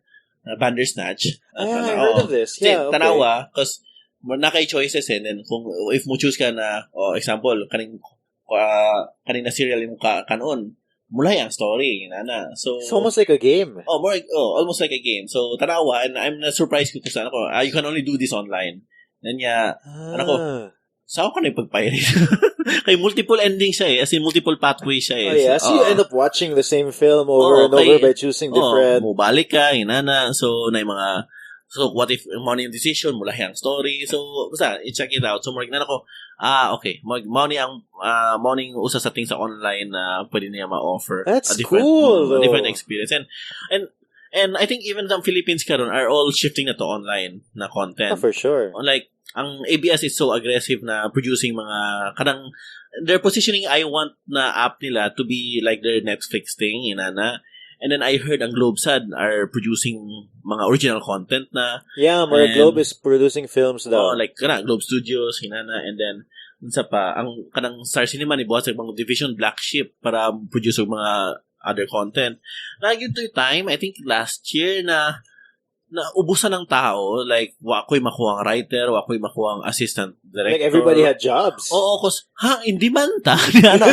Yana, yung ko, man, turns out daghan ga produce o content. As in daghan ga kayo. So that's what you meant earlier by saying grabe ang demand for content now. Oo. Naano ko guys, asa mo? Like pwede ko kasingit magpasuwat nimo inana or pwede ikaw mo shoot na ako maski usara ka de. So as in naibong ko na ano ko sugban demand inana. So daghan actually daghan ga produce ron o content. No? Oo. So na-surprise ko. So pero I'm sure na pa mag-produce for movies. No, I think. So when you say content, you don't mean movies, di ay? Pwede movies, pwede series. Okay. Pero naghan as in right now I just did one season for is a series called John and Martian. Okay. Na starring Pepe Herrera at RC Munoz. We will be releasing it sa I Want this February. Hopefully February. So kato like it's a sci-fi comedy siya na So it's not out yet. Dili pa. Okay. Nag-edit pa min everything. Basta mag-trailer me this January or something. But anyways, pero at the same time, when I was shooting John and Martian, kaning example, ang nag-produce ato was Dreamscape sa ABS. Napos sila gi-produce lang yung series, which is katong ang babae sa Septic Tank 3. Na series po na ang premise is si Eugene Domingo siya na ang director. Ginana. And then napoy kato Spirits Reawaken nag-shoot sila, and then I heard sa Signal Entertainment nag-produce sila so many things happening all at once. Hurutay crew inana. So titawag ni naibong ko nga so I hope that's a good sign. There's a lot of jobs for the creatives inana na into filmmaking. So I just hope na we'll be able to see a more diverse content on the following years. Because ang nakanino sa online is kanang unsay mong gusto na feel na kind of series or film imong tan-ahon, di ba? Like unsa nakaron sa Netflix kanang kay Kondo kanang basta it's about a tidying up na like a minimalist thing. There's a documentary katong Marie Kondo, I think. Basta Marie Kondo. Okay. Marie Kondo. She wrote a book. Diba? So it's a Netflix series na? And people were like crazy over it karon kasi sila kanang na-awaken sa ilahan na something okay, that's a nice thing with Netflix in particular, because whatever your very specific interest is, there's something like Amazon, for example. Most of the books that Amazon sells are not the books in the top 50, top 100 best-selling. They sell a lot of those books, but most of their books kanang are the ones nga kanang only very few people are interested in, but daghan man good kaayo. So you have thousands and thousands of books about very specific topics. But each book is selling maybe 10, 20, 30, 100 pieces. But you put them all together, that's still the most. That's still the bulk of their So with online content, you can be very specific about a very specific topic, and then you can still do well. Diyan na padung ang content or even entertainment So, it's exciting at the same time scary. So, di ka sure kung unsa may tabo ba.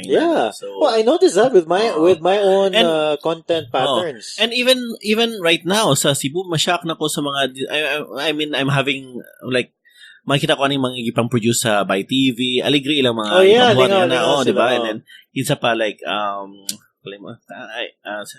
nakalimot ko sa usa. Basta I'm seeing a lot of people who are creating a lot of content. Well, I notice even my own like consumption patterns. So like I'm very interested in watching bicycle vlogs. Very specific. No one else I know is interested in watching that. No one else.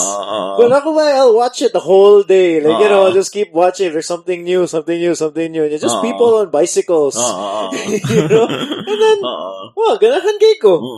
But I hope sad na, with this alternative, like streaming or even there's another trend sa Manila called, and I don't think it's sa Manila and even sa world, na mga micro cinemas na magpa-show silang mga alternative films. Like, masayaan ko sa Cebu because sometimes like mga gems like for the past year like Liway for example, naglisod sila sa mall screening pero sa mga micro cinemas kusog kaya sila.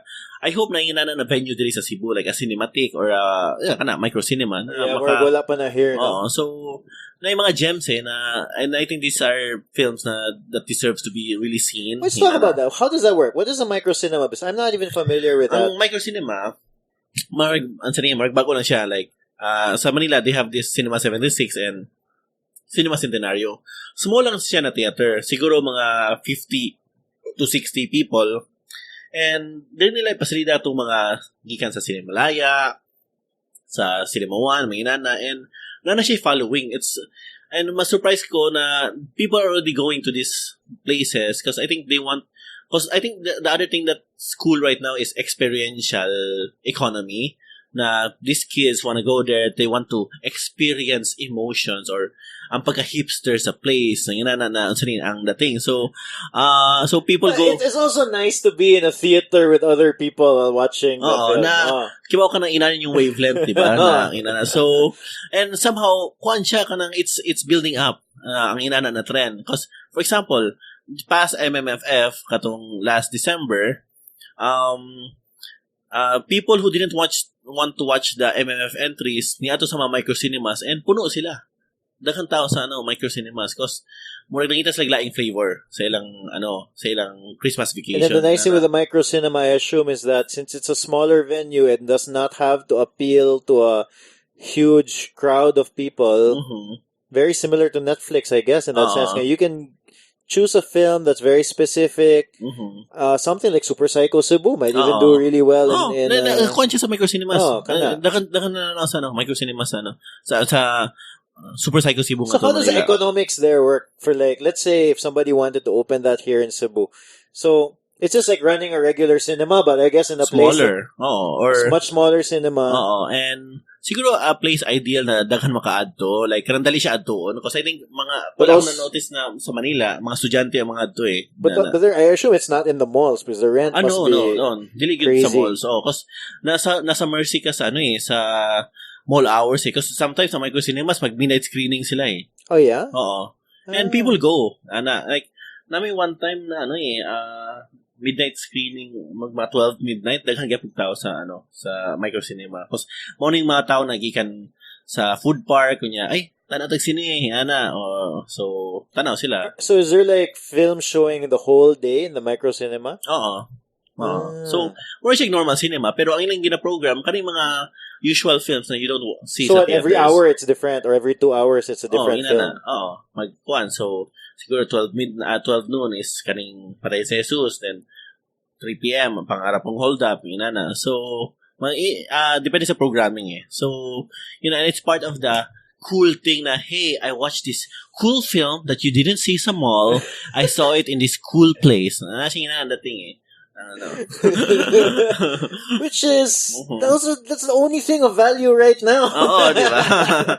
Diba? So, aso ka kita adto sa micro cinema. Yan na, diba? Na dating eh. So, and I think okay na siya. Okay, it's a cool thing na inana ang yang dating, yang yeah, because if you want to watch, like here in Cebu, if you want to watch something in the cinema, really, you have no choice. Whatever is nasa sinihan. Yeah, whatever everybody else watches. Sa cinema operator, So, I do hope na micro cinema dire. I think for years the FDCP, Film Development Council of the Philippines, have been trying to nisuway siya tukod og kuan Cinematech dire, pero I don't think I think they're having a hard time. I don't know if it's the lack of government support or the lack of interest siguro sa Cebuano. I don't know. Di nila ma-explain nga Kasi naana yung Cinematic sa Iloilo. Naana sa Davao. Really?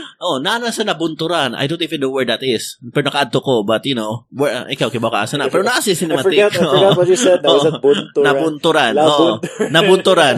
Nasa Mindanao. So, I mean, and wala sa Cebu. And it's baffling me because I think bagay siya sa Cebu eh, pero wait, those aren't opened by private individuals there? Hindi. Kaning ubang micro cinemas, like for example, Cinema 76 and Cinema Centenario, mga private na siya. Okay. Ang FDCP is government eh. Okay. So it's just the government. I don't know. Ako sa Ibota na, and I have this, they have this confused and frustrated look. Hindi ko nga alam, Vic, bakit wala pa rin sa Cebu. na, ano. But they're saying na the lack of government support and the lack of interest here. Well, hopefully somebody from government is listening to this. I hope. Guys, please, I mean, support sa lang Cebuano movies, cause dako siya impact yeah, sa, so how do the microcinemas like get distribution? They just contact one of the distributors and then it's easy? Is it easy to get? I mean, is there like a set, I guess there's a set fee and you can show it for this much. Di ko familiar sa business side of it. Pero, contact sila sa distributor. Oy, we want to show it. Then, okay naman sa distributor. Like, for example, Patay ni Hesus, they contact us. Oy, we want to show it sa, Cinema 76. Sige, game, go. And then, magsabot I'm sure there has to be like some sort of fee. I think, nami hati sa tickets. Hati sa tickets. Okay. So, the profit sharing makes it less risky in that sense. In a way. And sa tago ni, okay na because we want them to earn. So, at least, and, people go there, they want to watch your movie, and it's pagka-hipster, so, okay na siya. So, yeah, so, mga government people out there, I mean, I made Patay ni Hesus, isn't that enough?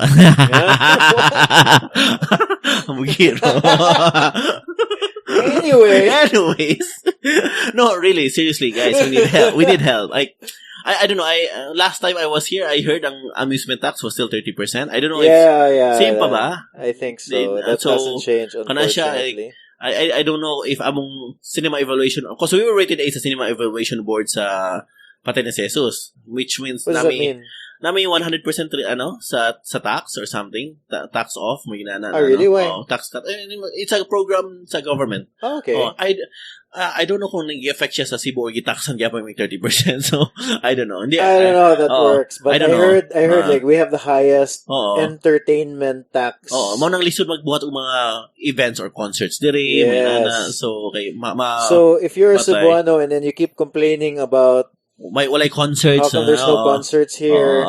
Those are all heavily taxed. The most in the Philippines. 30% ba to? 30%. Which the rest of the Philippines is I think less than half that, diba? 10% lang. Yeah.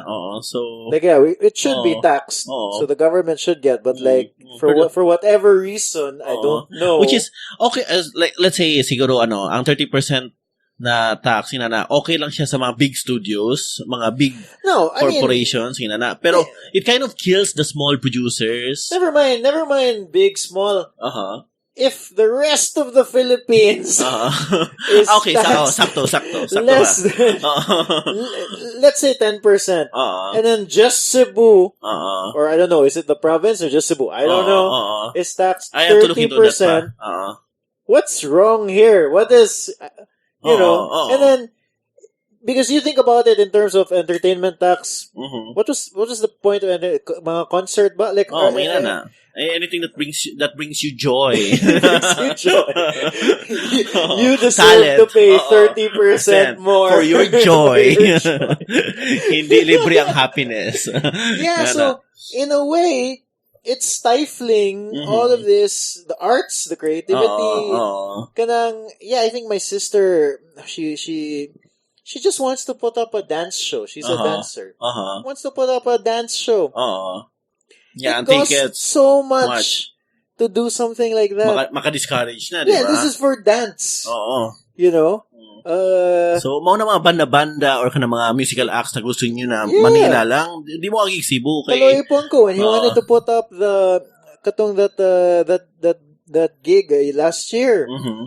A big consideration was tax kay dako gid kaayo. So, bikil na dayon lisod siya amount. So, I feel like we should be doing something about that. So, guys, please help us, diba? If you're listening, what's the hashtag? Let's talk.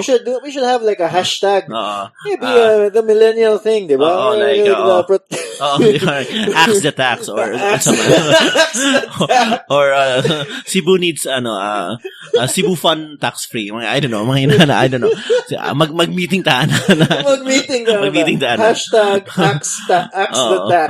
Diba? Axe the tax Cebu. Diba? Because, at least, diba, sa Cebu, we have the world champion na skater, diba? And yeah. Well, to be fair, she's getting a lot of support, di ba? Oh, and ang library, diri 24 hours. Wow, di ba? As in, and then, I heard there was this Street Fighter champion na gi-support sa diri sa, sa... What do you mean Street Fighter champion? Nakabasa ko sa newspaper na nagkuhan siya, nag-compete siya karon abroad, as in, for representative siya. Wait, you mean MMA? No, Street Fighter, the game. Arcade. Street Fighter, PS4, as in, wait, ako pa itang article, basta, na gisuportaan sa government. So, what about films? What about, I mean, it's not or entertainment. The tax in general.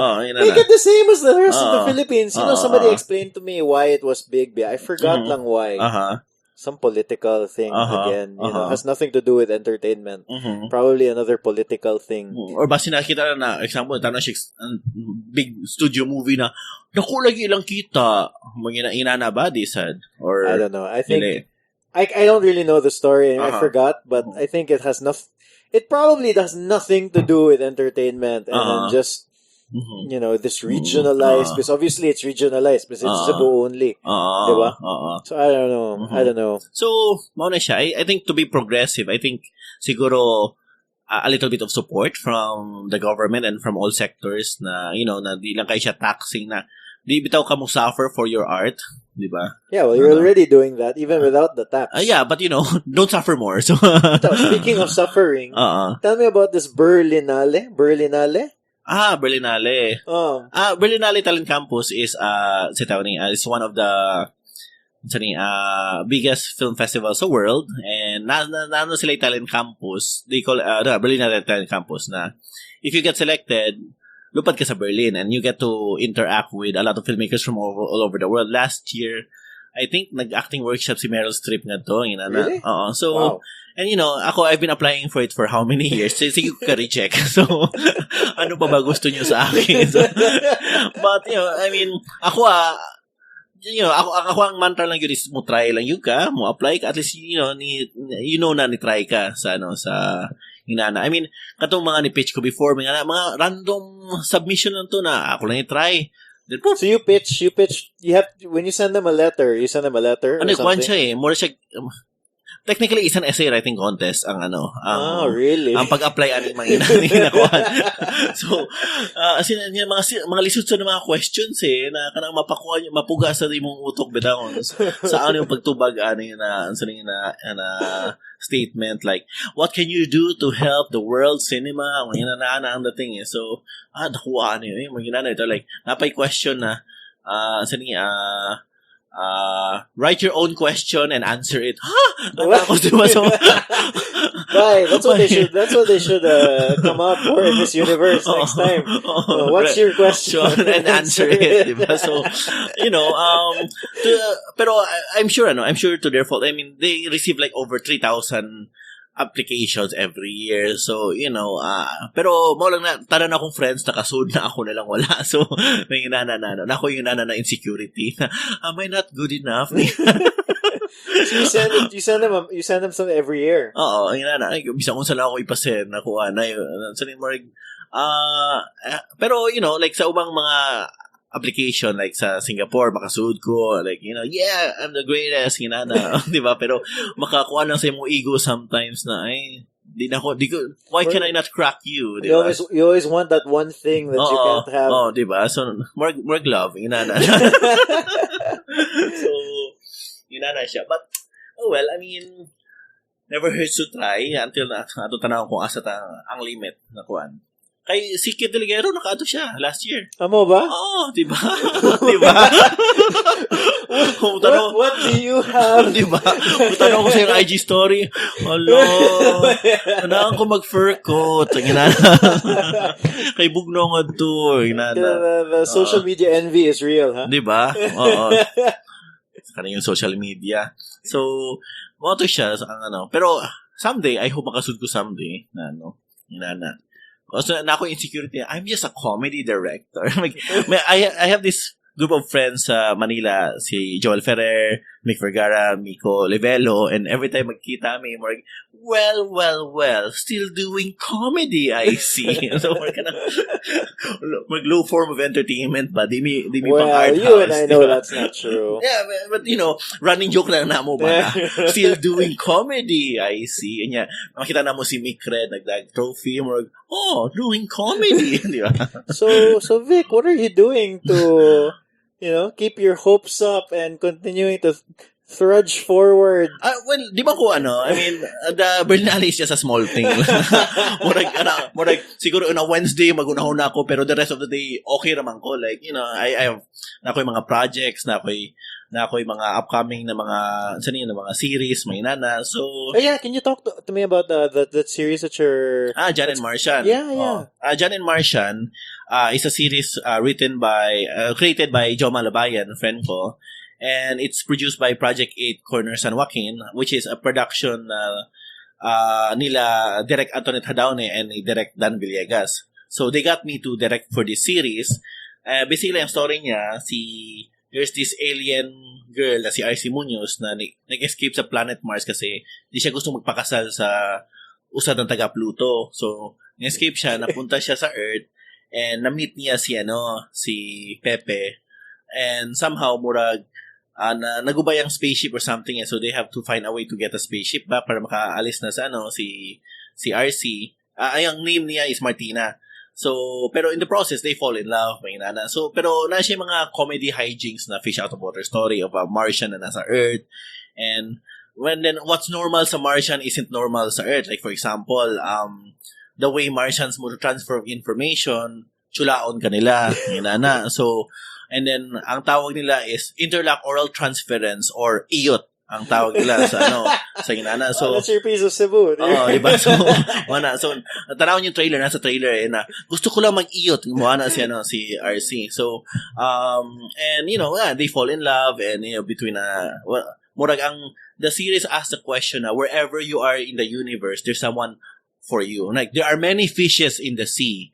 Yung para sa'yo ay nasa galaxy. Manginana ang premise niya. So, hopefully, if it's successful, I hope you get to watch it sa I Want. Magka-season 2 because ang plano na mo mas bigger. Supposedly, movie yun ta siya pero feel na mo, fun siya i-explore as a series. Because, ang akong treatment niya, movie ang dating ang visuals niya, very cinematic. For a series. How many episodes? 7 for the first season. So hopefully kuha na mong season 2. Supposedly 10 episodes ng tami pero mag-amo sang gikuan na kanila sa ato sang try sa nato na 7 episodes. So yeah, Jan and Martian coming sa I Want na app, and if you're abroad, you can try it sa TFC na tfc.tv, I think inana. So I'll look for it. I'll see if I can link to it in the show notes. So, pero amo pang once it's out, I guess. So I think February na. So, pero right now I'm also open. I mean, you're saying about how to move forward or what keeps me aside from the directing thing. Ako medyo na fascinated ko karon, and I'm just slowly starting out karon mag-acting. Yeah? So yeah, you had like a I don't know, what do you call that? Like a side part? Cameo role. Like, I did a bit role sa usa ka film sa akong friend na si Joel Ferrer, yung movie called Elise, which is showing sa February 5. So, nag-acting ko nga to, like, ako amurag ka ng friend ni Enchong na sani ka na medyo samok niya ba, inana. And then, the other one that I did was also for another movie ni Jade Castro called LSS, starring Khalil Ramos at si Gabby Garcia. Ako ang annoying bus passenger na nag-ubo-ubo para mo hawa si Khalil sa seat para mato siya sa girl, inana. So, ako ang pivotal moment sa film. Inana. Without you, wala ang movie. Inana. And then, I have an upcoming one with Direct Antoinette Hadaone, Liz Ken. So I'll be playing a professor, I think, na mga saba kay Liza na ang tanga-tanga mo, ang ganda mo lang. I don't know kung inana akong dialogue, but we'll see. Mga inana akong wala pa, you guys haven't shot it yet. You haven't acted. Wala pa. Pero I think sa January 9 nakubuhaton. So, a chance to be with Liza, 'di ba? Na niya ako siyang kung ano, duruan. Joke hindi. Joke, I love Liza.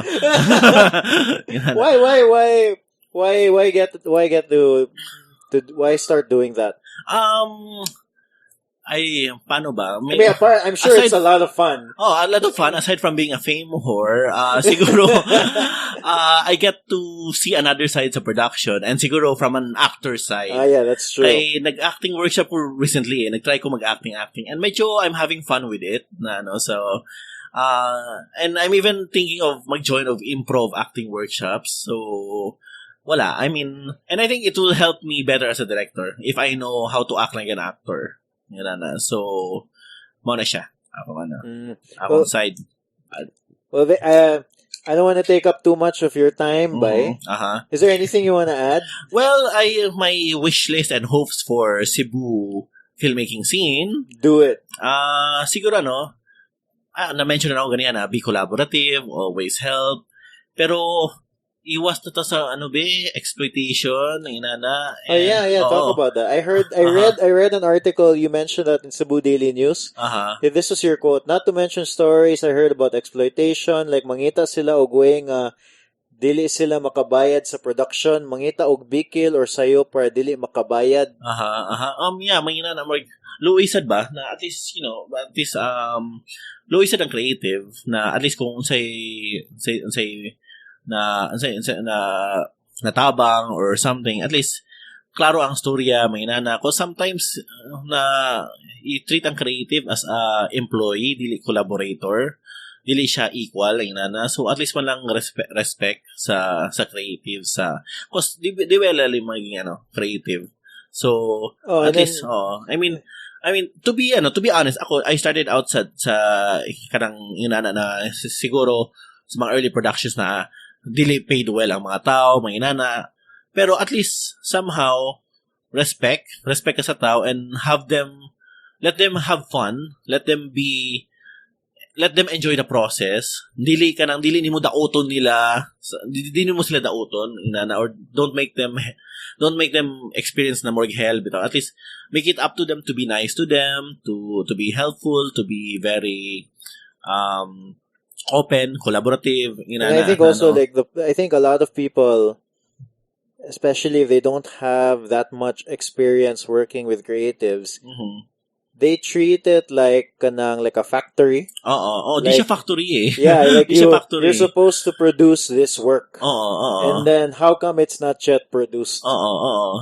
Lisod siya eh, because it takes a lot of time, and ang pag-transmute sa feeling sa usa ka tawo, lisod na siya eh, to put it out there.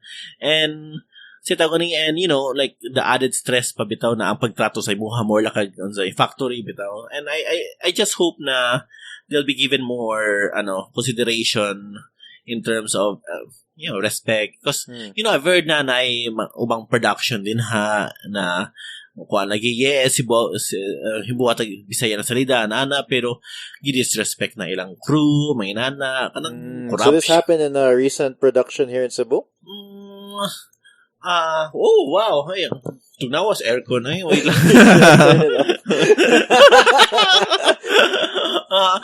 Ang akong answer kay Hachin obviously something happened. I heard some whispers, but I have no idea. I'm not in the scene, so I don't know anything. What whispers ini daw ko?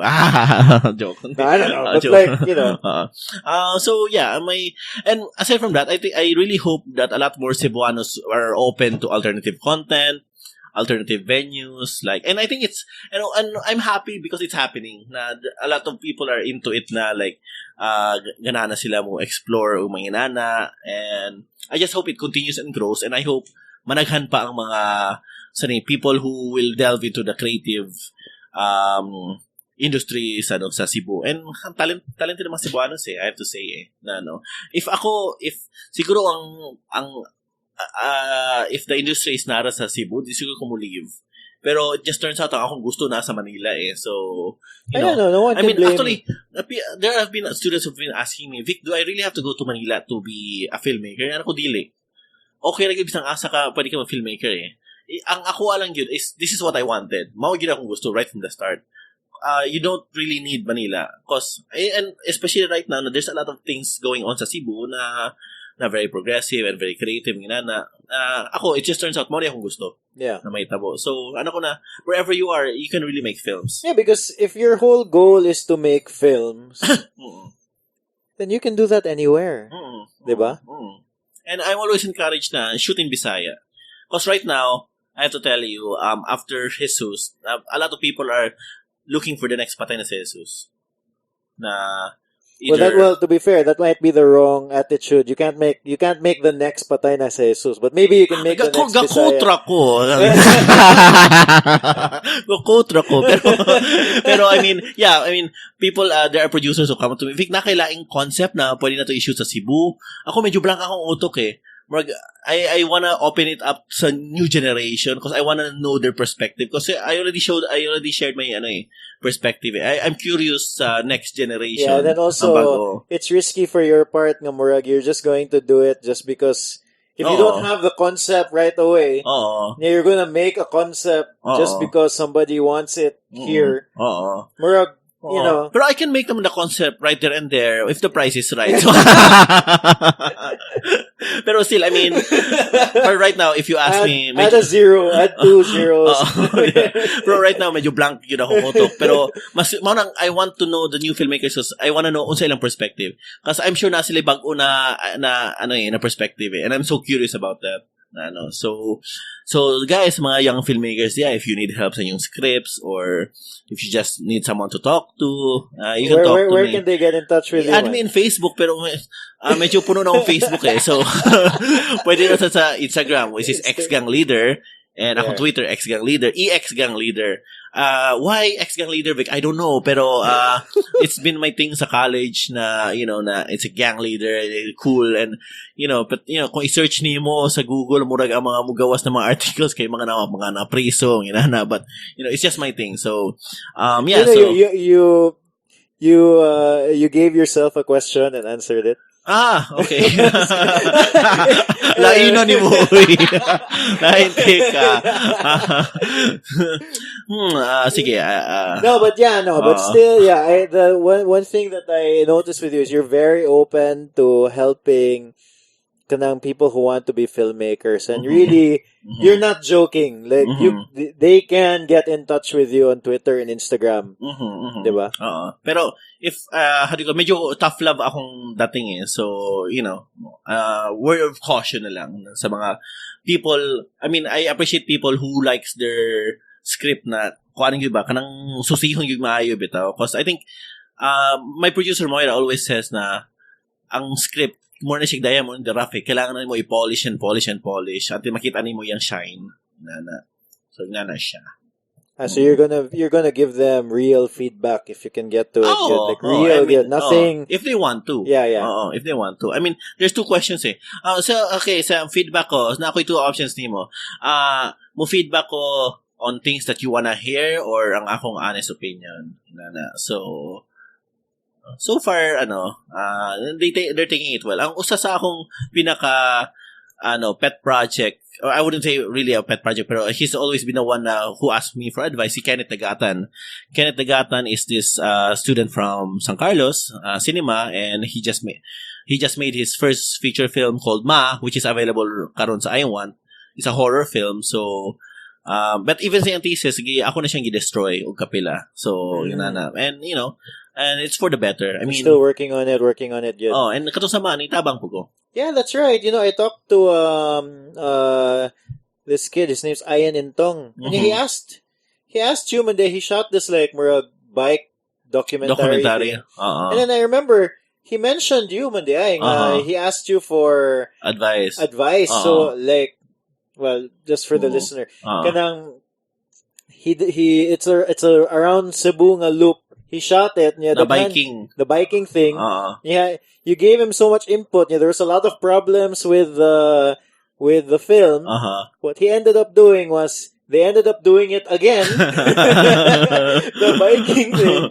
The bike all around Cebu. And then he shot it again. But it was a lot sharper. It was a lot, obviously, concise na. Yeah, it was a lot more precise. Precise. Intong patanawa ko be. It's online. It's on Facebook. I actually really liked it. Sige, I want to know.